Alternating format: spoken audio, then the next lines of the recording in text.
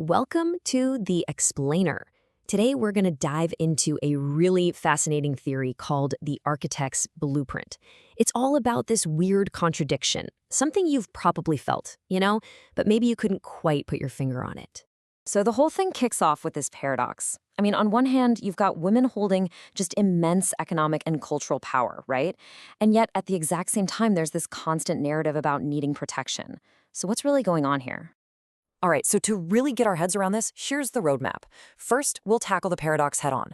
Then, we'll unpack this key idea called the unseen advantage. After that, we'll look at this, let's say, provocative idea of weakness as a strategy, see how that creates a glitch in the whole system, and then finally, we'll walk through the architect's protocol, a really practical solution to all of this. Okay, first up, let's really dig into these two competing stories that are at the absolute core of this theory. Because, man, they seem to pull in completely opposite directions. Okay, so on one side, you have the powerhouse reality. Think about it. Systemically, women drive something like 70 to 80% of all consumer purchasing. That's huge. And culturally, just think about the fan bases that can make an artist a global superstar overnight. They're often driven by young women. They're basically the kingmakers in so many industries. But then, running right alongside that incredible power, there's this other story that's just as loud.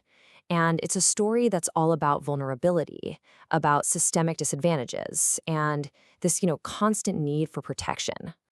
Now, this is where it gets interesting. The architect's blueprint says, hey, this isn't a contradiction at all. It's actually a strategy. And to get it, we need to borrow a really important idea from fields like neurolinguistic programming, which is basically the study of how our language shapes our reality, and systemic therapy. And that big idea is called secondary gain. Okay, think of it like this. You know someone who complains constantly about their super stressful, high-paying job, right? The obvious answer is, we'll just quit. But they don't. Why not? Because of the secondary gain, that hidden benefit, like the money, the status, the prestige. It's the thing that keeps them in that bad situation. So this theory basically asks, could a dynamic just like that be at play here? So, okay, how does this whole hidden benefit thing apply to gender dynamics? Well, the theory uses this really powerful military analogy to break it all down. And this slide really gets to the heart of it. So on the left, you've got hard power. That's the soldier on the front lines, on the battlefield, facing the risk head on. But on the right, you've got soft power. That's the general, safe back in the tent. Now, the general still has immense power, right? They're directing the whole battle. But they've outsourced the immediate physical danger to the soldier. So the theory says we all project this interface out into the world. It's like a signal that tells everybody else how to treat us. And if your interface is set to powerhouse, you're basically yelling, I am a competitor. And what's the natural response to a competitor? Well, you get challenged, you get tested, you get fought. But what if your interface is set to protect me? The theory argues you're not inviting a fight anymore. You're inviting service. You're inviting chivalry and help. You're essentially asking that soldier to go step onto the battlefield for you.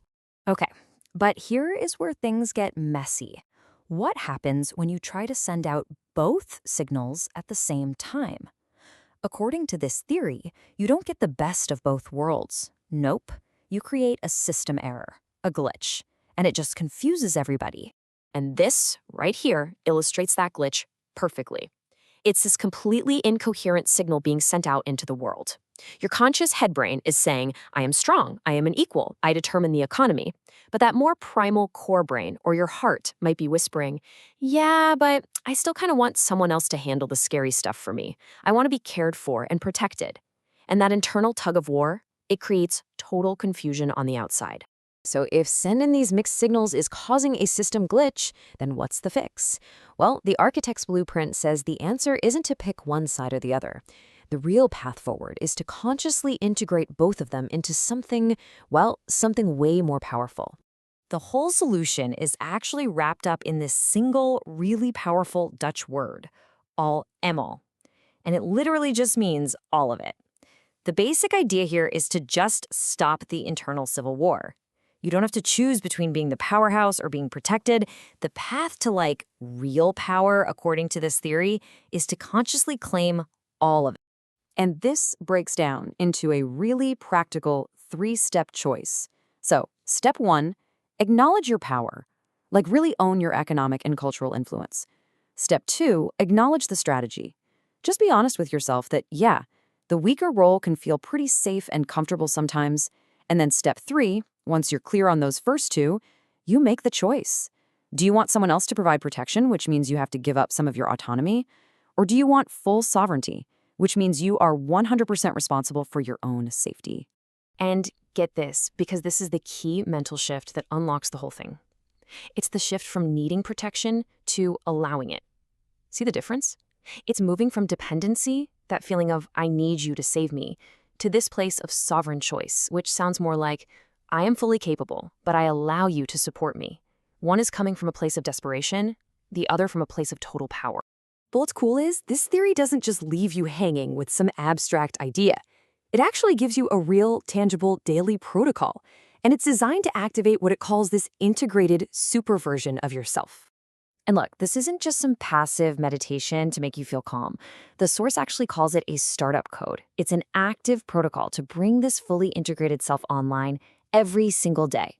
It walks you through calibrating your mind and heart, installing your own conscious boundary, integrating that new mindset, and then finally anchoring that feeling physically in your body so it actually sticks with you. So that third phase, integration, is all about internalizing declarations just like these. And notice, they don't make you choose one or the other. They merge them, strategist and the muse, power to build and the wisdom to receive. And check out that last one. My power is my safety.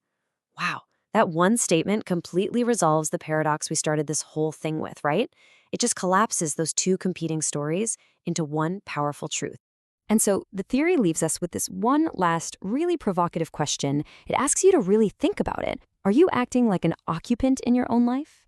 Just living in the house you were given, maybe complaining about the leaky faucet or the drafty window? Or are you stepping up to be the architect, the one who's actively and consciously redesigning your own reality from the blueprint all the way up?